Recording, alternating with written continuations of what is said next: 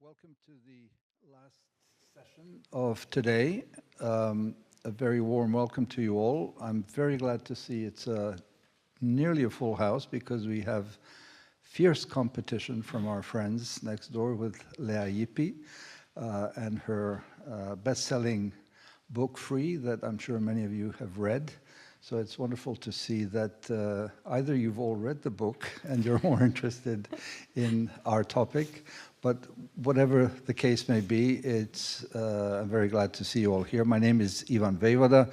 I'm a permanent fellow at the Institute for Human Sciences here in Vienna, and I head the Europe's Futures program, Ideas for Action, which is a strategic partnership with the Erste Stiftung, and we're very proud of it. We're in the 5th year of the fellowship, and we have 2 fellows here, OANA POPESCU-ZAMFIR, who was a fellow last year, and THOMAS DE WAAL, who is a fellow this year. I will say a few brief introductory words. I shall introduce our speakers, and then we will follow the format of the Vienna Humanities Festival. We will have a conversation for about 40 minutes, and then I'll open the floor to you, and I'm sure there will be many questions. Clearly, our title, The Age of Uncertainty, the Zeitenwende, is overshadowing all of the conversations that we're having here this afternoon and tomorrow. And the reason that we have chosen this topic, East of Eden, and of course Eden meaning the Europe of the European Union, we know that in Eden not everything is Eden-esque or perfect, but still it is the model of society that everyone aspires to. It is for no surprise that all the migrants that are moving around the world, the great majority of them want to come here to the European Union. And thus the question that arises in the Europe geographically defined, that encompasses obviously the countries that we're also talking about, Ukraine, Moldova and Georgia, and obviously we'll be talking more broadly. There has been, with the Russian invasion and aggression of Ukraine on February 24th, a tectonic moment that has changed everything, just as the fall of the Berlin Wall on the 9th of November 1989 changed everything. And the world is definitely not the same. And as a consequence of that, the European Commission under Ursula von der Leyen, a former German defense minister among all other things, declared itself a geopolitical commission when it came into office a few years ago. That word, that adjective, geopolitical or noun, has really taken focus in so many ways with what for most of us, unexpected move by Russia to invade a European country of 44 million people has meant. And as a response, a geopolitical and a geostrategic response of the European Union was to declare on June 23rd of this year, Ukraine and Moldova full candidates for membership in the European Union, and Georgia a potential candidate to join. Now, this region of the world has been in the focus. It was part of the democratic movements in the 90s and 2000s, and in particular came into the focus what was and is still called the phenomenon of the colored revolutions. Let's not forget that first in Georgia, and I will skip my country, the former Yugoslavia that no longer exists, that we had a revolution against Milosevic, an electoral revolution that brought him down from power in 2000, but let's leave that to the side and for another occasion. In 2003, we had the Rose Revolution in Georgia that brought a democratic government under Misha Saakashvili to power. Then immediately the year after in Ukraine, we had the Orange Revolution, much studied and written about. It's interesting for those of you who follow to go back to the literature and analysis of that time to see what that meant, and then a subsequent series of other events in other parts of the world. And in Moldova also, a president who was a former policeman came to power and at one moment realized that it was better to slant towards the European Union and put the Russians at bay. And Moldova has gone through ups and downs subsequently to now finally, under Maia Sandu, has a government that is fully pro-European oriented, with a friend of many of ours, Nicu Popescu, who is the foreign minister of that country. It is clear that this is a response to the Russian invasion. It is a courageous and bold move by the European Union to declare these countries candidates or close to candidacy. But we also know that Russia has a foot in all of these countries. In Moldova, it's Transnistria. In Georgia, it is Abkhazia and South Ossetia that have been recognized just in this sham way by Russia, as is done on the Ukrainian territories, as independent countries, not parts of Russia, but independent countries.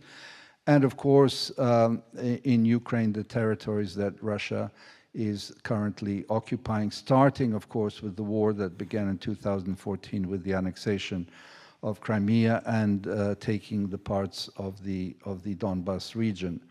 So, very much to talk about the geopolitical and geostrategic implications, about the situations in these countries themselves that are all particular and different, regardless of the fact that there are many similarities, and thus the question about how we go forward, and will the European Union, beyond this, I repeat, extremely important symbolic political decision to make them candidates and send a strong message, this is Europe, and this cannot be occupied, this cannot be a sphere of influence of Russia, how the follow-up will occur. And to speak about this with us today, as I said, our OANA POPESCU-ZAMFIR, who is currently the director of the most prominent think tank in Romania, in Bucharest, Global Focus.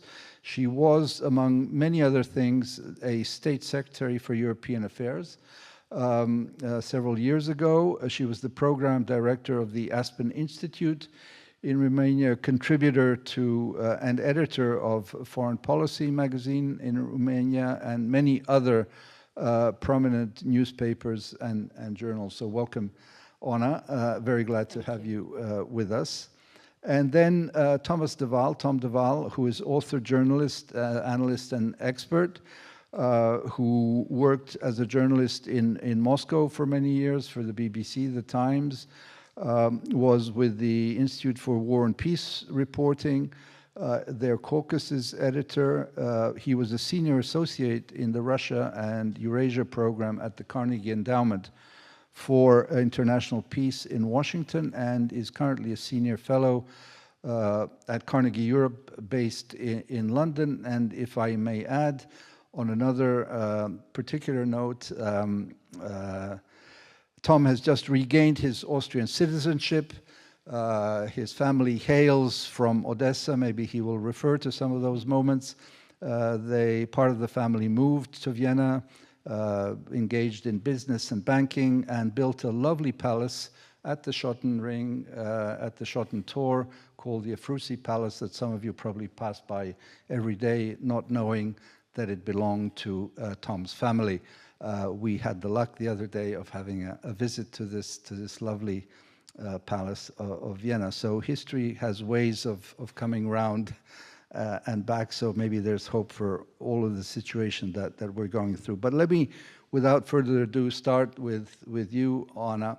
Romania is a frontline country, and among all other things that are going on, this is probably the greatest refugee crisis since World War II. There are 6 million people on the move, and we talk of all of these aspects of the Russian invasion.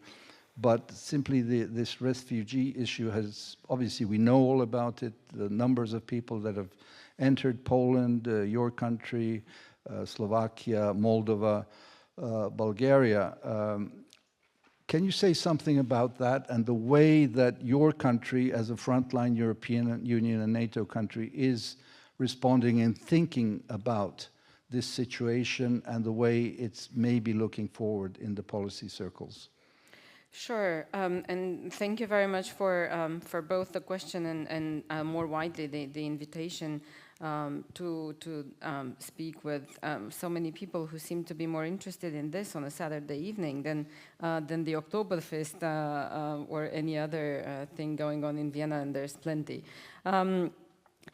I would say, you know, the refugee crisis in perhaps a bit of a paradoxical way further erases the borders that we see now being called into question by Putin, by others like him. And the reason I say this is that because since you took Romania as sort of a kind of a central point to frame my perspective, I will say that my country sought membership into the EU and NATO because we were feeding ourselves this illusion that once we were in, we would be sheltered from all of the conflictual developments that we felt this region that we belonged to was kind of doomed to undergo historically. It's a region that still hasn't solved its multiple interethnic tensions. It's a region whose borders have often been recalled into discussion. Russia has been felt as a permanent aggressor. We feared that sooner or later what's happening these days was going to happen. So I think we didn't just seek to go back to the bosom of the West in a cultural identity kind of way, but also from a very strict security point of view, I think we imagined a wall being raised at the border of Romania, kind of keeping the everything east of Eden really to the east, farther east. What we're seeing now is this east is really coming back with a bang, so to speak. It's coming and invading, let's say, a space that we thought would be very different from what was going on the other side of the wall. And in one way, it's actually good. I think it's a wake-up call to reality. I think it's, and we are realizing that this was really literally just kilometers away. We've never been sheltered. So this is, I think, the good thing, and I think it's the amazing thing is that Romania and Ukraine have traditionally been difficult neighbors. We've had territorial disputes, we have minorities on each other's territory, and things are not necessarily rosy all the time. And I think now relations between the two countries at a people-to-people level have kind of jump-started in a way that no politician, no government ever was able to do. But at the same time, we see the prospect of refugees potentially being weaponized themselves in the future. Russia has been instrumentalizing all sorts of domestic tensions against ourselves through influence operations, disinformation, and so on and so forth. We do expect that they're going to sooner or later make use of the presence of refugees to potentially light some sparks of tension there. We also fear that we've never been prepared, even not just in a practical way, but mentally, for a nation that would now be much more diverse, that would need to be much more open to a culture that is different, and that could spark tension as well. I think, on the whole, essentially, I really think it is so lucky that this meeting of cultures is taking place. It is so unfortunate that it is happening under such circumstances that present every risk of actually turning this into a rather ugly, and murky period of time, and rather than, the nice meeting of cultures that it could be. I think it's very important to repeat the fact that actually the European Union made a really geopolitical and geostrategic decision when it took Romania and Bulgaria as members, and NATO, of course, into the EU in 2007, because as it was much debated at that time, many people said these countries are not ready, there's corruption, the rule of law is not there. But I think with hindsight, we can only imagine with fear what it would have meant had Romania and Bulgaria not been members of the EU and NATO. And I liken it to buying an insurance policy, as you just said, to go into a club that somehow gives you a certain element of certainty in an age of uncertainty. Can you just, as a follow-up question, is there unanimity in the political sphere in Romania on the attitude towards what is happening with the Russian aggression in Ukraine, or do you have pro-Russian sort of elements and sources? We saw a recent public opinion poll in Slovakia, which was stunning because more than 50% said they wished that Russia would win the war. Yeah, no, I think Romania looks quite different in that sense. The war has really turned everything very into black and white. And I think, we've always been, even unfortunately, I could say, very kind of organically anti-Russian. And when I say anti-Russian, I mean against everything that Putin's Russia represents as a political system, as a repressive country. And I think we've always seen Russia as an aggressor. So it's quasi-unanimous, the support for refugees, support for Ukraine, dissatisfaction with the fact that the Romanian government, the population feels isn't doing enough and should be doing more. That being said, things are very tricky, as they are throughout the EU. Ask people if they support Ukraine, they will almost unanimously say yes. Ask them if, or especially ask them 2 or 3 months from now, in the middle of winter or toward the end of winter, if Ukraine should perhaps sacrifice these territories faster for our sake, for the sake of all of its neighbors and so on and so forth, and they will say yes again, because where I think Romania differs very much from Poland, for example, is that the Poles, like Romania, have always thought Russia would act aggressively one day. And so they said, so we'd better get ready. And they boosted their defenses and so on and so forth. In Romania, the attitude was actually, we know Russia is going to be an aggressor one day, so we need to do everything to avoid a confrontation, because if a confrontation with Russia happens, we stand no chance of winning.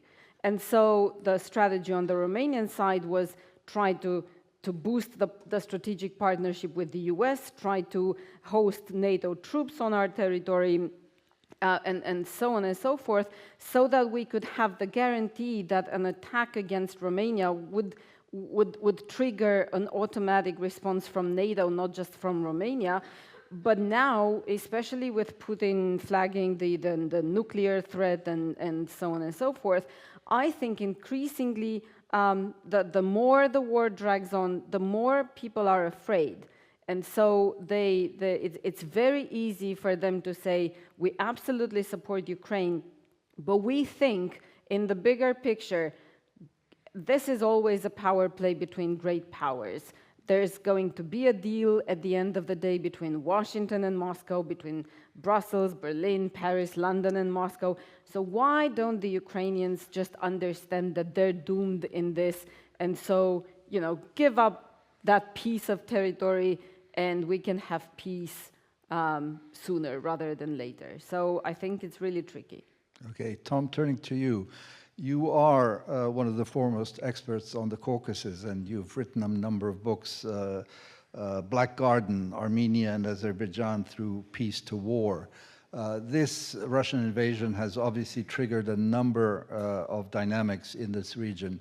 We've had a renewed fight between Armenia and Azerbaijan. We've had this conflict between Kyrgyzstan and Tajikistan. I'll come back more specifically to Georgia a little later, but can you say something about what this means for this East of Eden territory and how you see the dynamics evolving? Sure, and also just let me say how glad I am to be with you today as well. Sure, I mean, it's remarkable how quickly I think the antennae of Russia's neighbors prick up when they see Russian weakness. You know, I was in Russia in the 1990s, covered the war in Chechnya, and that was a point when the countries of the South Caucasus made big strides forward because they sensed Russian weakness and started to move on you know, oil and gas deals with the West and so on. And I think we're seeing another moment of Russian weakness. As we know, there's Russia engineered a peacekeeping force at the end of the Azerbaijan-Armenia War of 2020, and that's sitting there. But Azerbaijan, I think, sensing Russian weakness, made this move already inside Armenian territory 2 weeks ago, a kind of limited military incursion. When I say limited, about 300 people died, so it wasn't that limited.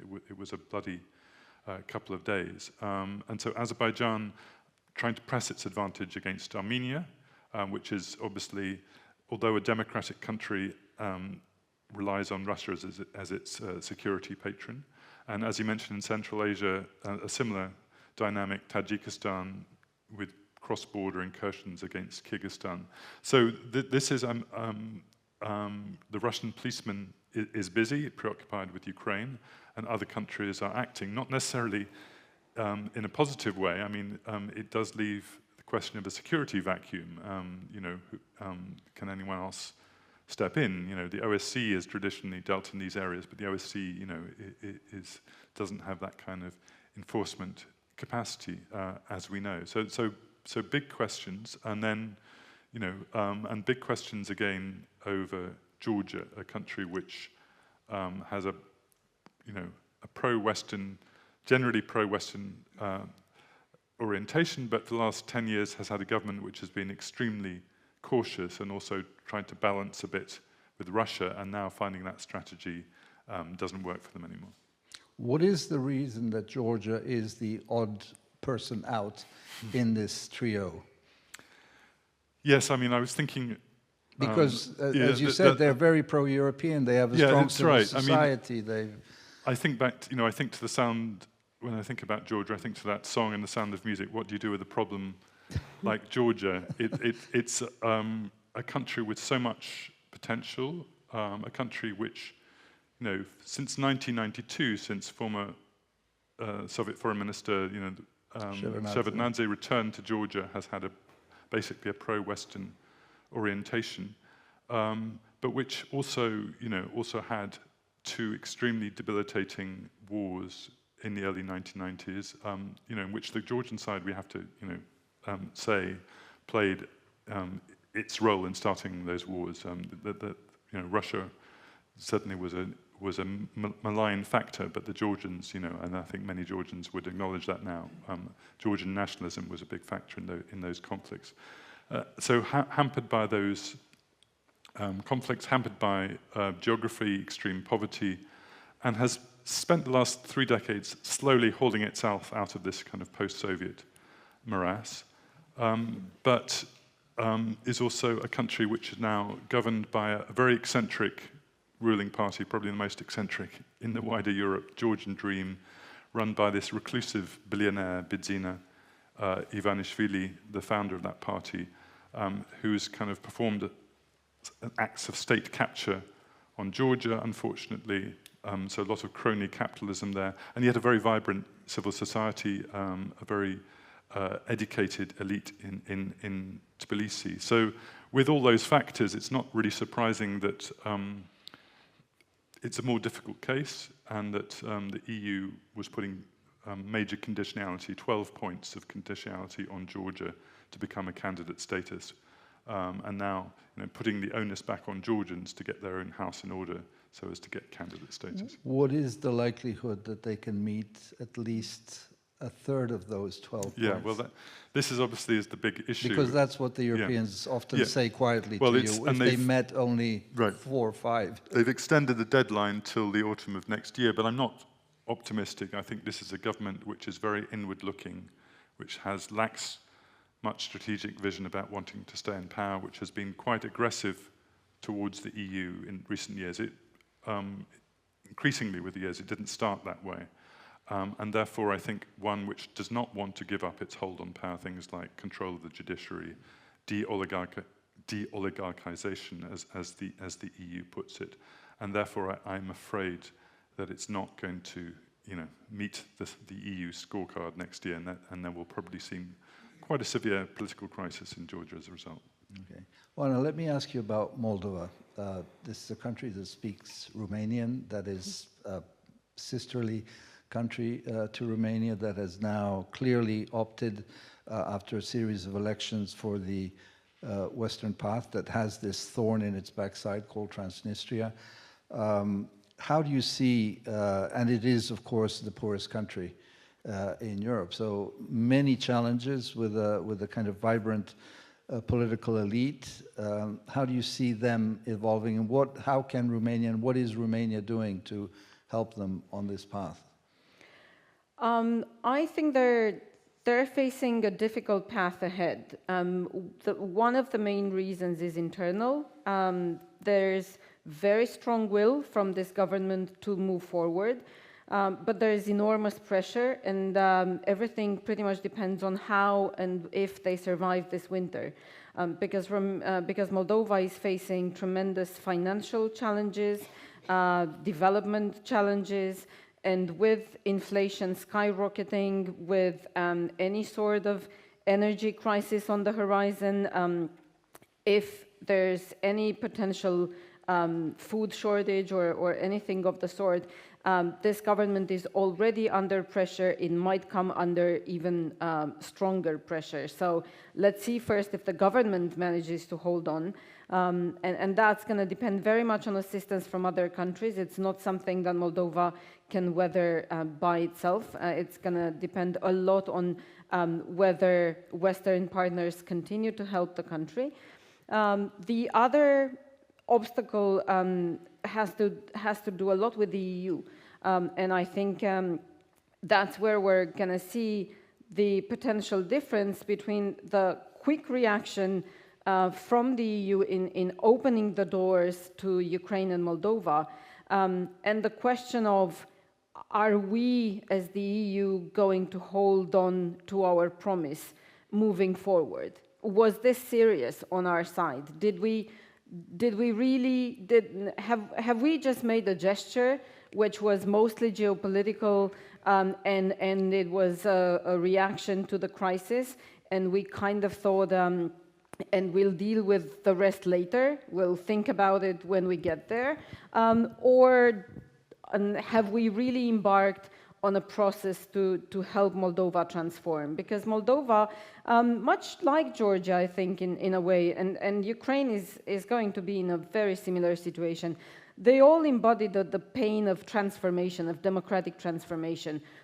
On the one hand, it's the geopolitical option, and the EU is a geopolitical option for all of these countries in this global competition which opposes the Western Alliance, the US and the EU and NATO as well for them, to mostly revisionist powers. But then the EU is also a system of values and a system of governance. And these countries find it much easier to relate to the EU geopolitically, and the EU finds it much easier, as you pointed out with Romania and Bulgaria, to make geopolitical options every now and then, especially when we have to deal with a crisis.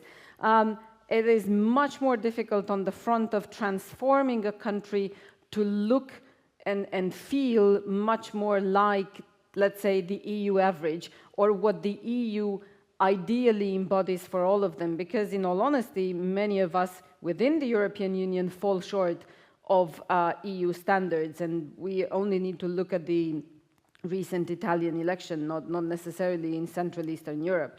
So while these countries might be making the geopolitical option and the EU might be making the geopolitical option, I'm not sure that it's going to be as easy for either side to really learn and be serious about coming together, about learning to be more like each other.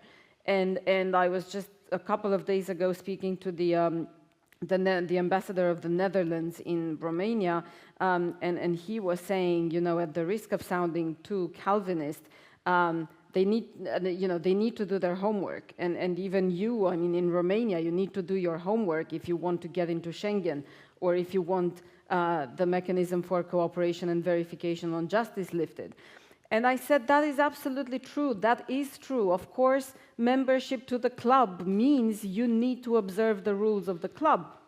But for Moldova, Georgia, and Ukraine, just as for the Western Balkans, if we're going to bark at each other from two sides of the fence, you know, one side says, do your homework, the other side says, you don't understand, you know, the politicians have no reason to give up on control of power unless they're given some incentives, and unless, and you know, people are not incentivized to go through all the sacrifices and all the painful transformation involved in being more European, unless you have the reward, the big reward at the end of the road, and the intermediate rewards that say, you're doing well, keep on doing that. So unless we learn how to do that, and I'm not sure the EU is serious about it, then these countries are faced with a lot of disappointment in the near future, and potentially, you know,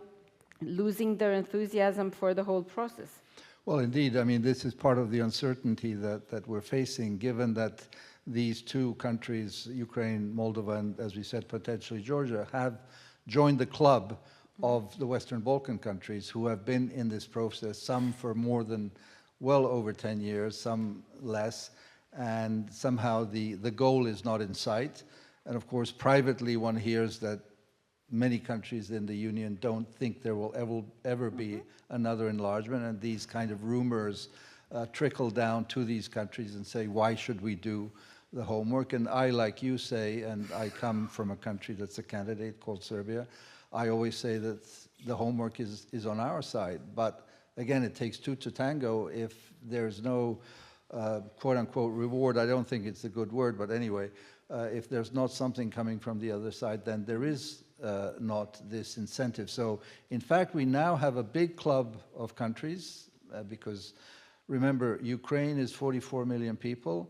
The Western Balkans altogether now, with the declined population, is about 16 million. So we're talking, the Western Balkans is practically a third of Ukraine's population. So one has to have these numbers in mind to understand what the volume of the challenge is.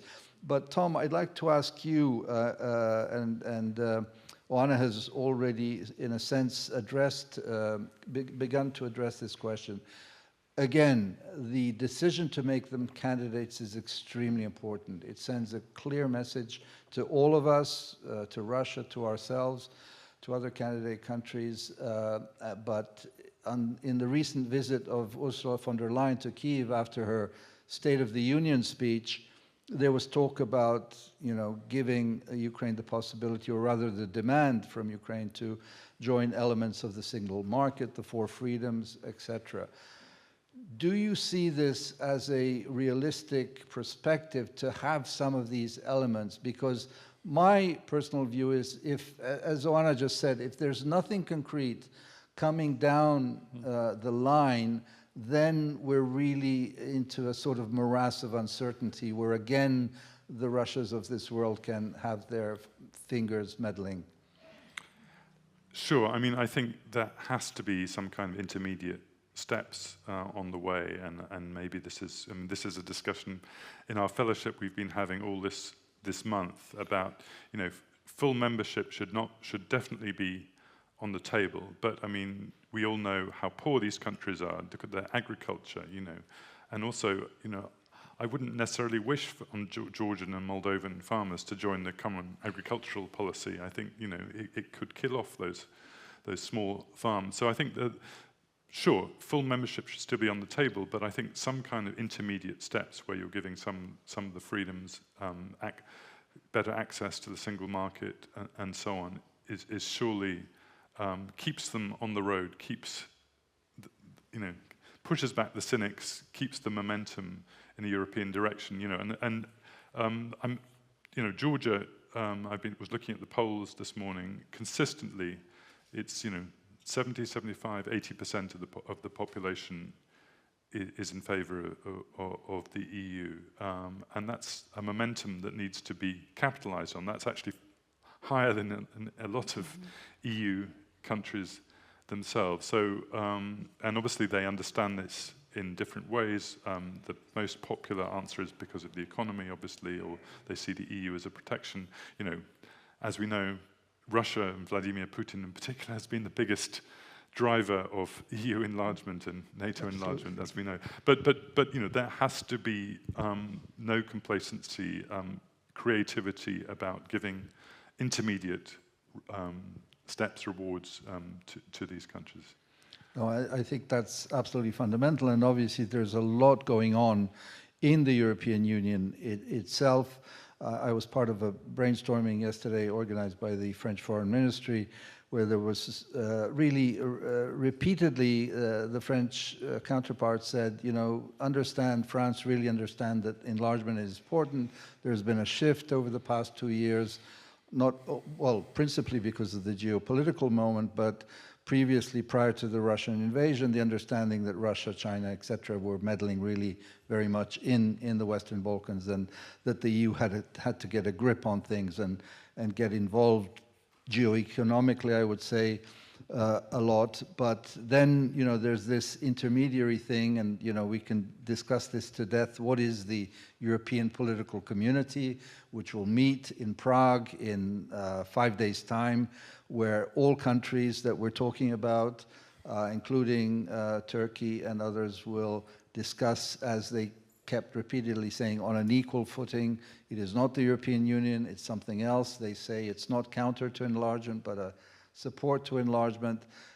Obviously, there's an understanding that things need to be done. So this should not be a talking shop, obviously. We'll see what comes out of it. They said there will be a focus on security and energy. Energy clearly is one of the fundamentals of what's happened. Europe will wean itself off Russian fossil fuels. Romania is one of the lucky countries that has its own sources of energy, but others like Moldova or like my country are still dependent very much on this. And so I think that's maybe an area, what do you think, where the European Union could do more to support all of these countries that we're talking about? No, absolutely, and I think there's great potential for the European political community. If this is serious, then I think it is fundamental, at least now with the war in Ukraine, to acknowledge precisely this, that we are not yet, all of us in Europe, adhering to the exact same values, to the exact same standards. We're not all perfectly alike. We're still moving in that direction, and again, I think this is, if you look at all the far right and the populist and nationalist movements throughout Europe, this is something that's happening in the West as much as in the East of Europe. We're all kind of renegotiating with ourselves what those common standards are, what our common identity is. But in the meantime, the simple fact that we are all Europeans and we clearly adhere to a completely different system of values than Vladimir Putin, for instance, that is something that under the current circumstances is fundamental. It's not something we can waste. And I think the European Union would do well to to come up with a design for the European political community that allows us to work together already on these strategic issues, and energy independence is definitely one of these issues. I think better infrastructure, better interdependence in terms of trade and supply chains, strengthening our common resilience, all of these things, climate policies, that they're all things that don't have borders, and we would benefit enormously from working with the Western Balkans, with Ukraine, with the others. It's not just a one-way street. And I think it's really time that we came up with a definite answer to the question: do we in the EU see this as a sort of a prize, EU membership, that's given to the best and brightest, and we don't really care about it? We don't necessarily think it's in our advantage. Whether they join or not is none of our business.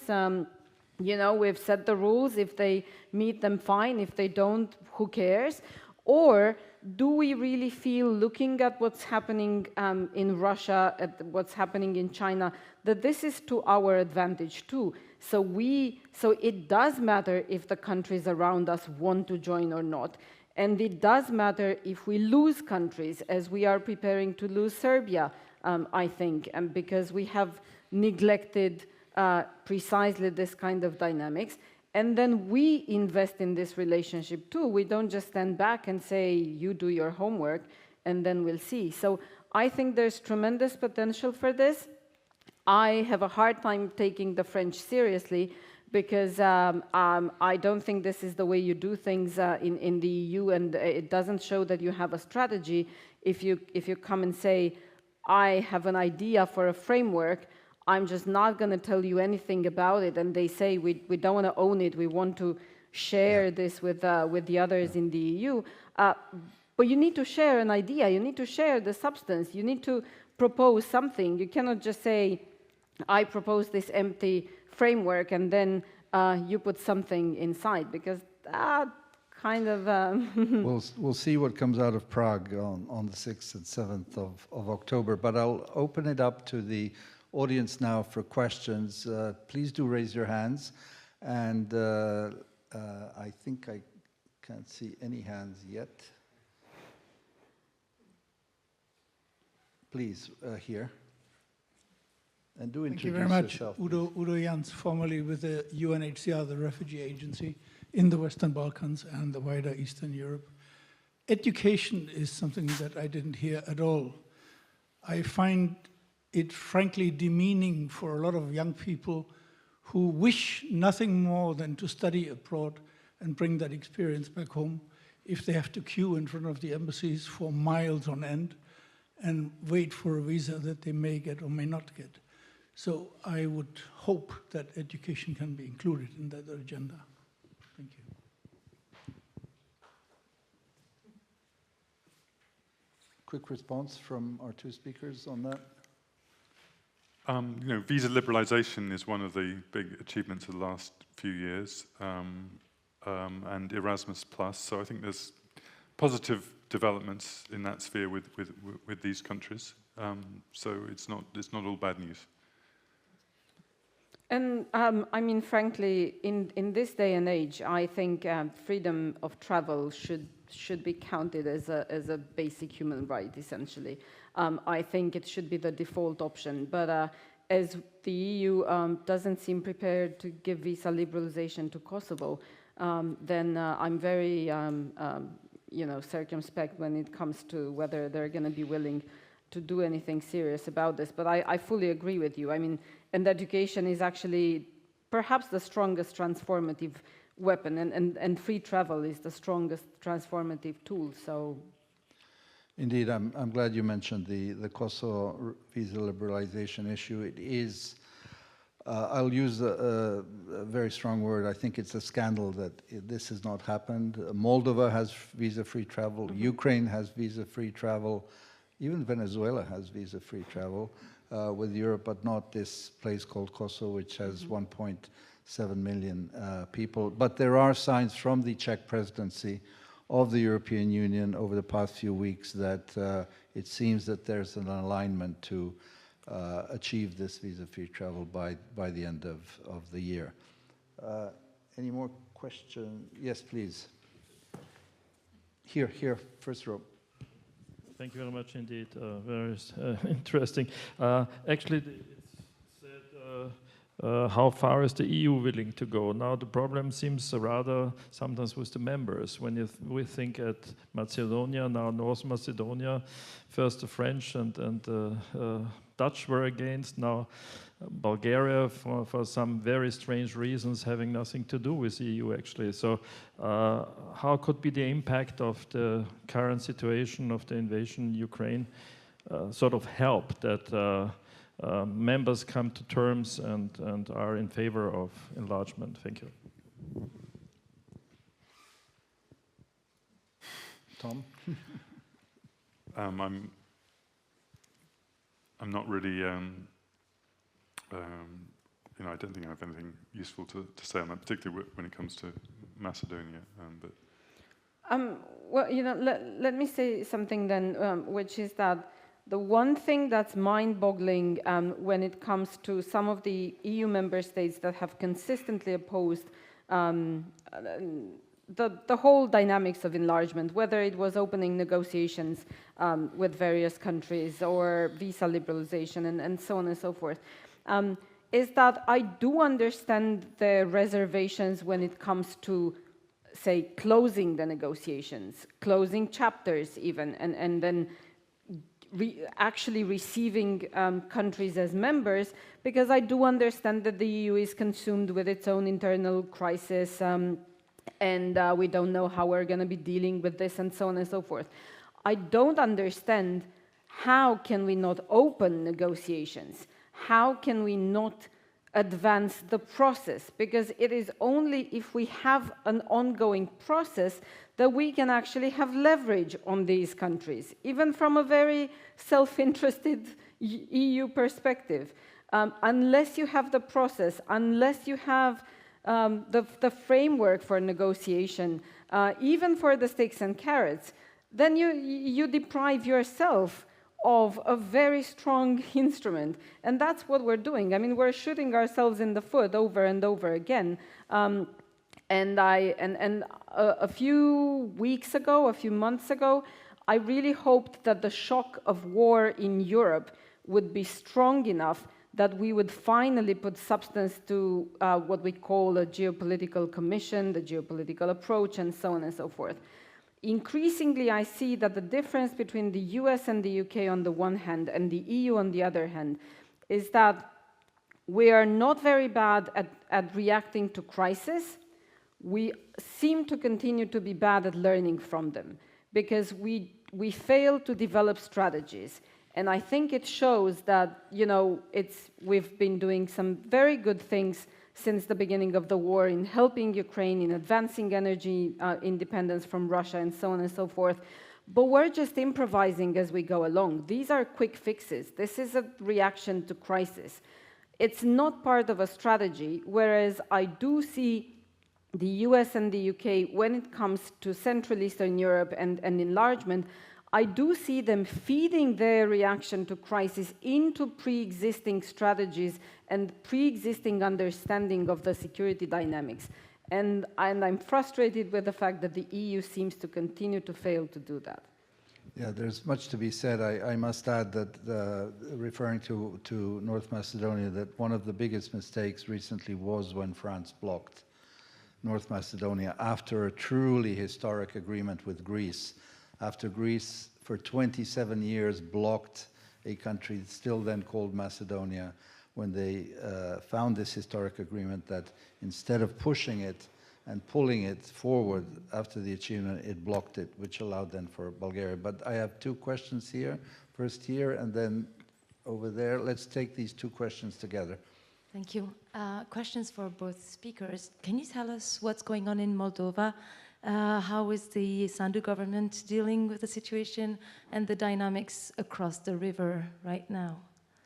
Okay, and one more question behind you over there. Yeah, just pass it behind. Yeah, Thank you very much. Yeah, I can sort of sense the frustration from all three of you about the sort of complications of becoming a member or even considered as a candidate for the European Union. And one also knows about the hesitations of some member states, for good reason, because it's proven quite difficult for some countries which are now members to be fully absorbed into the system. And so I was just wondering if there's some kind of middle ground that might provide the carrot to give people a sense that they're members of some club, but not the sort of maximalist club that we currently have. Freedom of movement, various elements that could form something that would be worthwhile exploring. Okay, who wants to start? Well, the Sandu government. Okay. I'll have a couple of things to say about Transnistria. Well, I mean, in a nutshell, I think that the main challenge is administrative capacity. So there's a lot of goodwill, there's a lot of alignment with Western partners. It is very hard for Moldova to actually deliver on policies and on implementation, simply because, among other things, it's a country that's been depleted of its population, and because of the backsliding over years, when they had a pro-Russian government, a lot of people have emigrated. So now there's a crisis of deprofessionalization, and the EU accession process can be extremely, extremely demanding from that point of view. When it comes to the socioeconomic situation, I honestly think right now they're doing the best they can under circumstances where they have very few domestic resources to actually do much. So it's very much essentially keeping in line with the demands of international donors.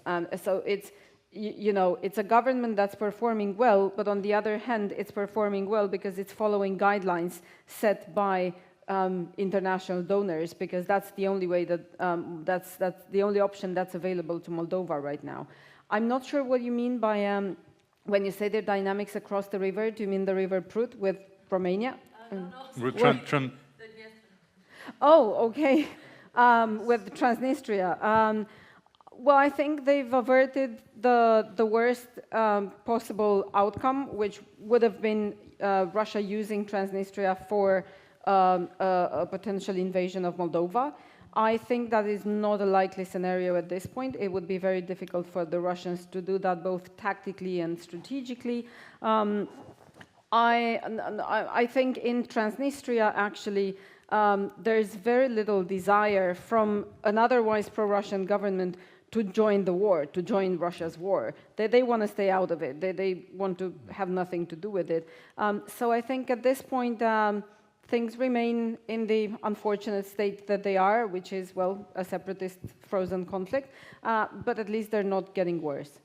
Yeah, let me just add a couple of words on. I mean, I've followed Transnistria over the years. I entirely agree. I think it's one of the bits of good news of this conflict is that all those contacts over the years between Chisinau and Tiraspol of working all the economic integration, and surprisingly, it's almost the Ukrainians and the Russians, or people in Kiev and Moscow, who've been trying to kind of talk up the war, and in Chisinau and Tiraspol saying, no, actually, we don't want this, we're going to lie low. And fortunately, we never had the scenario with the Russians in Odessa looking over the horizon at Transnistria. Long may that continue. And I'd just also remind you that Transnistria joins the Moldovan DCFTA, the free trade area, which is so that Transnistria actually has economic reasons for Moldova to move towards EU membership as well. And this has really been a game changer. I mean, the fact that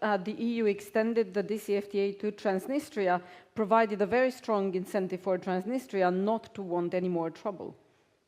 Which is another example of, if you bring us to the table, there's more chance that we will start behaving in a kind of, rules-based way or values-based way. Tom, was it you who told me that, in fact, the number of Russian soldiers in Transnistria was very small in this battalion of 1,700 soldiers? Yeah, the headline figure is about 1,500 500, but most of those, because there's been so little rotation over the years, most of those are local, so Local. less than 100 are actually from Russia itself, which is another stabilizing factor. Compare that to about 7,000 Russians in Abkhazia, for example. And an interesting fact, in fact. We have, okay, I see 2 questions over there. I think there was also the question about the middle ground. The middle ground, if it was okay, we'll come back to that. Let's see these 2 questions. It's a very important question, very important. Yes. Doug Wake, former U.S. diplomat and OSCE official, but not speaking in those capacities. Just do wonder a little bit, though, if speakers want to say anything about the transatlantic dimension of this, because you have mentioned a little bit the role of the U.S., but unlike the first countries which joined both the EU and NATO, where the U.S. largely played a sort of supportive security role, and the EU was very much the economic support and the big packages that came in. In the case of the 3 countries you're talking about now, the U.S. was much more involved in early years than the European Union in working with Ukraine, Georgia, Moldova, when none of them seemed to be on the path toward the EU. Now, if the EU is taking on a more geopolitical role, should the U.S. somehow also be more engaged in some of the other transformation issues? And is there some basis for renegotiating the roles in the future of North America and Europe in the integration of countries like Ukraine, Moldova, Georgia? Okay, and just next to you or behind you. Thank you. I'm Rafał Zawisza from Poland, an IWM Fellow at the moment. And I would like to, I've recently read an article about Romanian attitude towards the war, and it was sounding quite cynical in a sense that Romania could be afraid of strong neighbors like Poland and Ukraine. So do you think that it can be reversed in a sense that instead of going into this potential direction, Romania should actually collaborate closely with Poland and create something that they wanted to create before 1939, at the moment when the Romanian king was invited to Windhoek to talk about an alliance, and those 2 countries should rather become strong advocates of Ukraine being immediately, as soon as possible, the member states of the EU. Okay. So we have the intermediary steps, the transatlantic, and you want to take this last question first? Whichever order, really. I would say, yeah, absolutely. This is something that's going on already. And for years now, Romania and Poland have had very strong cooperation, especially on security.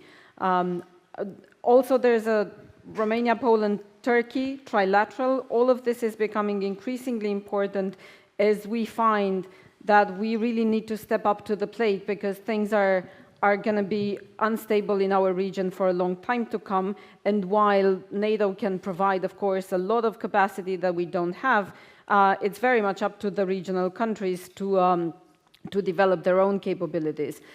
Indeed, Romania fears, I would say we fear Ukraine more than Poland. I don't think we have any such reservations when it comes to Poland. I think we are still suspicious of Ukraine as a potentially difficult neighbor, but that only influences the fact that it's harder to work together because we don't have a history of working together.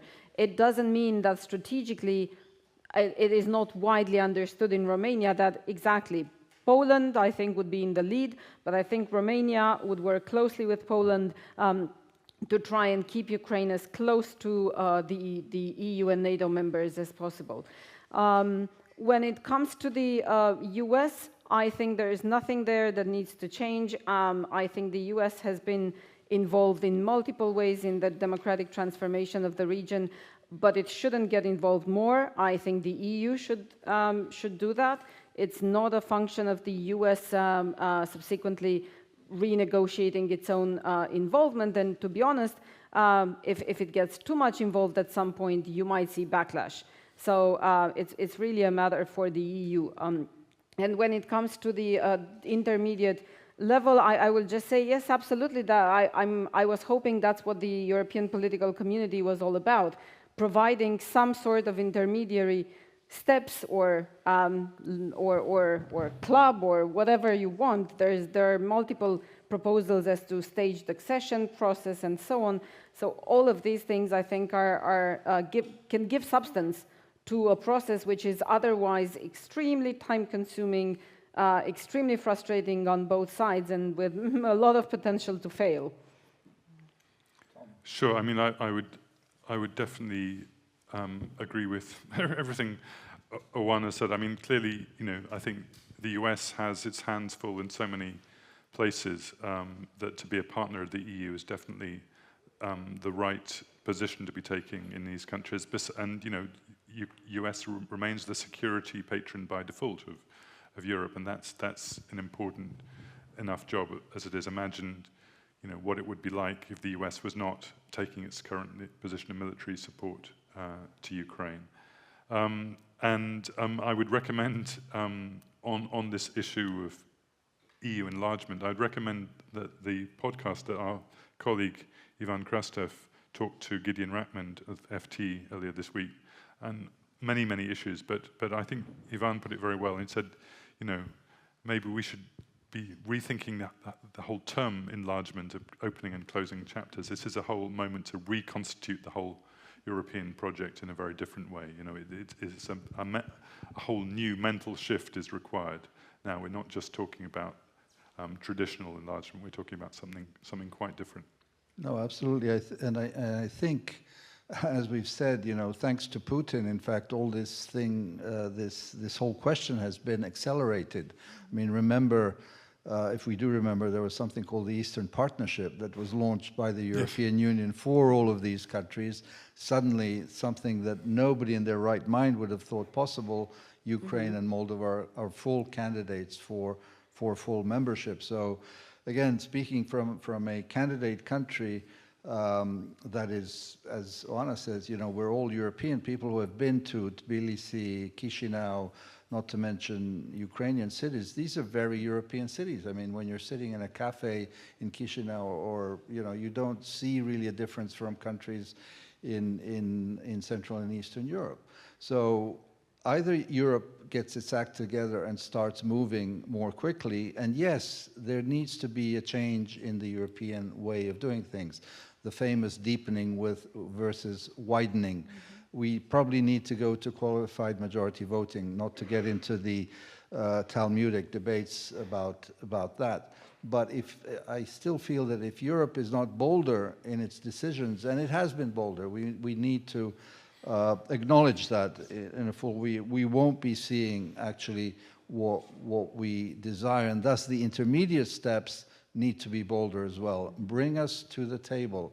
And there has been example, the Western Balkan countries were fully at the table during the migration crisis in 2014-15. Without them, there would not have been a solution to it. So they were, you know, invited, they were sitting in Brussels and Berlin and other places with these countries. So that's just an example. Why not have these countries at the table on cyber, on energy, on a variety of security issues without them being full members or having voting rights or the rest. Again, I think it's kind of the inclusive approach rather than the teacher sending you to the corner because you haven't done your homework. We have come to the end of our session. I remind you that we have a lecture by Catherine Belton, or rather a discussion with Tessa Shishkovich at the Rathaus. But before that, a great thanks to both OANA and Tom for their excellent. Thank you, Ivan.